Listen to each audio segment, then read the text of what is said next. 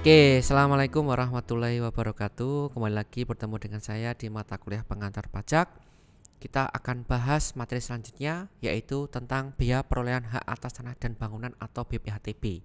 Kalau sebelumnya kita sudah membahas pajak bumi dan bangunan, bagaimana cara menghitung pajak bumi dan bangunan. Nah, sekarang kita akan bahas berkaitan dengan biaya perolehan hak atas tanah dan bangunan ya. Jadi ini kalau teman-teman itu pas waktu saat membeli tanah gitu biasanya ada tambahan namanya BPHTB apa atau BPHTB itu. Nah, lebih singkatnya oke kita mulai saja.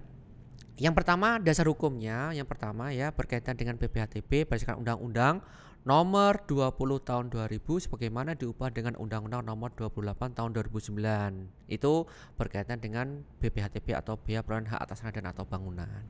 Nah, kemudian juga ada PP-nya adalah peraturan pemerintah yaitu nomor 34 tahun 1997, nomor 111 tahun 2000, kemudian nomor 112 tahun 2000, nomor 113 tahun 2000 dan nomor 114 tahun 2000. Oke.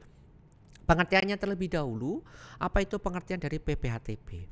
Nah, dikatakan di sini yang dikatakan sebagai biaya perolehan hak atas tanah dan atau bangunan itu adalah pajak yang dikenakan atas perolehan hak atas tanah dan atau bangunan.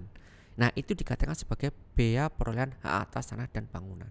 Nah, yang dikatakan perolehan hak atas tanah dan bangunan itu adalah perbuatan atau peristiwa hukum yang mengakibatkan diperolehnya hak atas tanah dan atau bangunan oleh orang pribadi atau badan. Oke. Untuk hak atas tanah dan bangunan itu adalah hak atas tanah termasuk hak pengelolaan, hak beserta bangunan ada atasnya sebagaimana dimaksud dalam Undang-Undang Nomor 16 Tahun 1985 tentang rumah susun serta ketentuan undang-undang lainnya. Itu pengertiannya. Jadi untuk biaya perolehan hak atas tanah dan atau bangunan itu memang kita memberikan pertanyaannya atau undang-undang itu memberikan pengertiannya itu sepotong-potong ya. Jadi yang dikatakan perolehan hak atas tanah dan bangunan itu apa, kemudian hak atas tanah dan bangunan itu apa, itu dijelaskan per bagian biar teman-teman juga lebih memahami maksudnya seperti itu.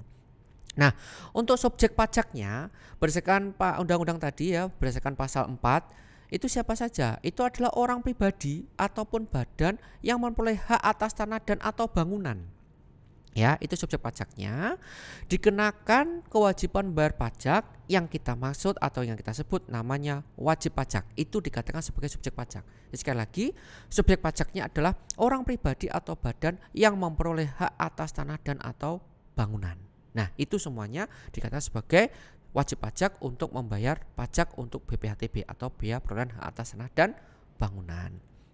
Nah, untuk objeknya siapa?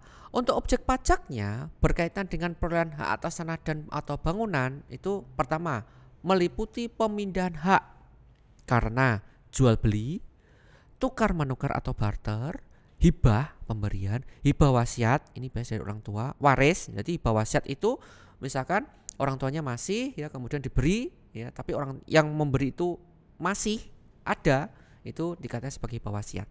Tapi kalau yang waris atau kita istilah namanya warisan itu berarti orang yang beri sudah meninggal. Penunjukan pembeli dalam lelang, putusan hakim yang mempunyai kekuatan hukum tetap, penggabungan usaha, pemekaran usaha ataupun hadiah.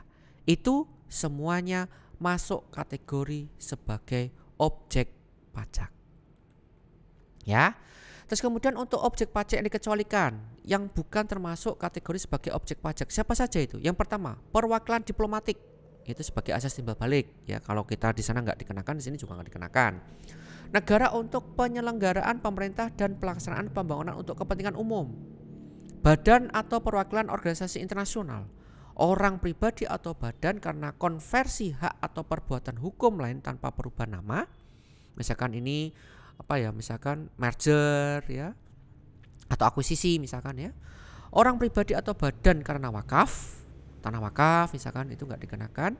Orang pribadi atau badan digunakan untuk kepentingan ibadah, membuat masjid, gereja, pura, wihara ya, kelenteng misalkan atau pajak tertentu lainnya itu bukan masuk kategori sebagai objek pajak. Nah, bagaimana atau apa yang dikatakan sebagai dasar pengenaan pajaknya? Berdasarkan pasal 6 ya undang-undang tadi, Untuk menentukan nilai perolehan objek pajak atau NPOP, kalau di dalam PBB itu namanya NJOP ya, tapi kalau di BPHTB namanya NPOP, yaitu nilai perolehan objek pajak. Itu didasarkan pada 3 untuk nilai perolehan objek pajak. Pertama adalah harga transaksi. Harga transaksi berarti apa Pak? Contohnya jual beli, penunjukan pembeli dalam lelang misalkan ya. Atau yang kedua bisa didasarkan pada nilai pasar, tukar menukar, kemudian hibah ya, hibah wasiat, waris ya, peralihan hak karena putusan hakim yang tetap misalkan, itu yang nilainya tidak ada, itu bisa didasarkan pada nilai pasar. Yang ketiga, apabila NPOP-nya itu tidak diketahui atau lebih rendah dari NJOP PBB, artinya itu tidak ada nilai harga transaksinya, tidak ada nilai pasarnya misalkan, maka besarnya NJOP PBB itu ditetapkan oleh Menteri Keuangan dalam hal belum diketahui ya. Jadi kalau misalkan ini lebih rendah NJOP PBB-nya atau tidak ada nilai pasar atau nilai transaksinya, maka besarnya NJOP itu didasarkan pada Menteri Keuangan dalam hal belum diketahui ya.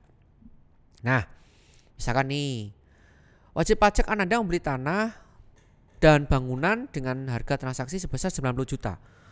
Nilai jual objek pajaknya dari tanah dan bangunan yang digunakan sebesar yang sebagai dasar pengenaan PBB yaitu sebesar 150 juta. Jadi di sini diketahui harga transaksinya itu lebih rendah dibandingkan NJOP PBB. Harga transaksinya 90 juta, NJOP PBB-nya sebesar 105 juta. Maka yang digunakan untuk menghitung berapa besarnya BPHTB atau NPOP-nya itu sebesar 105, bukan 90 juta. Walaupun di sini diketahui adalah harga transaksinya. Ya, jadi kalau misalkan diketahui harga transaksinya dan diketahui NJOP PBB-nya, kemudian dilihat lebih besar mana. Kalau lebih besar NJOP PBB-nya, yang digunakan sebagai dasar untuk menghitung NPOP adalah berdasarkan NJOP. Tapi kalau misalkan lebih besar dari harga transaksinya, maka yang digunakan adalah harga transaksi. Jadi ketahui dari 2 itu yang paling besar yang mana. Nah, untuk tarif pajaknya, ini tarif pajaknya. Untuk BPHTB sendiri tarif pajaknya itu sebesar 5% ya. Jadi untuk BPHTB nanti kalau tadi BBB itu 0,5 yang kali pusat, kalau untuk daerah itu 0,3, tapi kalau untuk yang BPHTB tarifnya sebesar 5% ya. Nah, untuk nilai perolehan objek pajak tidak kena pajak atau NPOP-TKP berdasarkan pasal 7 ditetapkan oleh Kanwil dengan pertimbangan Pemda dan perekonomian daerah. Jadi Kanwil itu akan menetapkan berapa besarnya NPOP-TKP tapi berdasarkan pada pertimbangan dari Pemda maupun perekonomian daerah. Besarnya berapa? Paling banyak 300 juta untuk waris atau hibah wasiat. Ya, jadi khusus untuk waris sama hibah wasiat itu NPOP-TKP-nya paling banyak 300 juta. Bagi orang pribadi yang masih dalam hubungan keluarga saudara dalam garis keturunan lurus, yang kemarin sudah dijelaskan ada keluarga saudara maupun keluarga semenda. Ya. Kemudian untuk yang satunya yaitu paling banyak 60 juta selain perolehan hak dari waris maupun hibah wasiat. Selain waris sama hibah wasiat paling banyak 60 juta. Tapi khusus untuk waris sama hibah wasiat sebesar 300 juta. Dan semuanya ini berapa besarnya NPOP-TKP itu bisa diubah berdasarkan peraturan pemerintah. Yang masih kita pakai yang ini. Ya. Cara menghitungnya bagaimana? Nah, cara menghitung BPHTB itu adalah nilai perolehan objek pajak kena pajak dikalikan tarif, yaitu NPOP, nilai perolehan objek pajak dikurangi NPOP-TKP, nilai perolehan objek pajak tidak kena pajak dikalikan tarifnya, yaitu sebesar 5%. Itu cara menghitung BPHTB. Nah, ini misalkan sebagai formulasinya biar teman-teman lebih gampang untuk menghitungnya. Pertama, Anda mencari NPOP-nya terlebih dahulu atau nilai perolehan objek pajaknya, kemudian dikurangi nilai perolehan objek pajak tidak kena pajak atau NPOP-TKP-nya, kemudian baru diketahui nilai perolehan objek pajak kena pajaknya. Nah, setelah itu baru dikalikan tarifnya sebesar 5% ya dari NPOP-KP atau nilai perolehan objek pajak kena pajak. Tapi khusus untuk yang waris maupun hibah wasiat. Jadi diketahui di sini jika perolehan hak atas tanah dan bangunan karena karena waris atau hibah wasiat atau pemberian hak pengelolaan, maka BPHTB yang dibayarkan adalah 50% dikalikan BPHTB yang terutang atau 50% dikalikan 5% dari NPO PKB. Artinya mendapatkan pengurang lagi tarif sebesar 50%. Kalau selain waris sama hibah wasiat itu tarifnya sebesar 5%. Tapi selain itu selain waris sama hibah wasiat mendapatkan pengurangan sebesar 50%. Nah, lebih jelasnya kalau kasih contoh. Tuan Budi membeli tanah dan bangunan dengan nilai perolehan objek pajak sebesar 70 juta. Sedangkan nilai perolehan objek pajak tidak kena pajak yang berlaku di kabupaten atau kota tersebut sebesar 60 juta. Maka cara menghitungnya NPOP yang diketahui di sini sebesar 70 juta. Kemudian nilai perolehan objek pajak tidak kena pajak yaitu sebesar 60 juta, maka NPO PKP-nya sebesar 10 juta.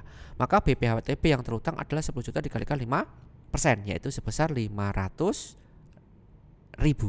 ya. Jadi untuk BPHTB-nya. Jadi sekali lagi untuk menghitung BPHTB Anda harus menghitung berapa NPOP-nya, kemudian Anda menghitung NPOP-TKP-nya. Biasanya kalau NPOP-TKP-nya itu sudah ada di dalam soal karena itu sudah ketetapan oleh Kakanwil, meminta pertimbangan dari pemerintah setempat, melihat kondisi perekonomian daerah tersebut. Kemudian baru setelah itu untuk menghitung BPHTB dikalikan tarifnya sebesar 50%. Mungkin itu saja untuk pertemuan kali ini berkaitan dengan materi bea perolehan hak atas tanah atau bangunan atau BPHTB. Kalau masih ada yang belum jelas, belum paham, silakan ditanyakan di kelas online. Terima kasih atas perhatiannya. Kurang lebihnya saya mohon maaf. Saya akhiri. Billahi taufiq wal hidayah. Wassalamualaikum warahmatullahi wabarakatuh.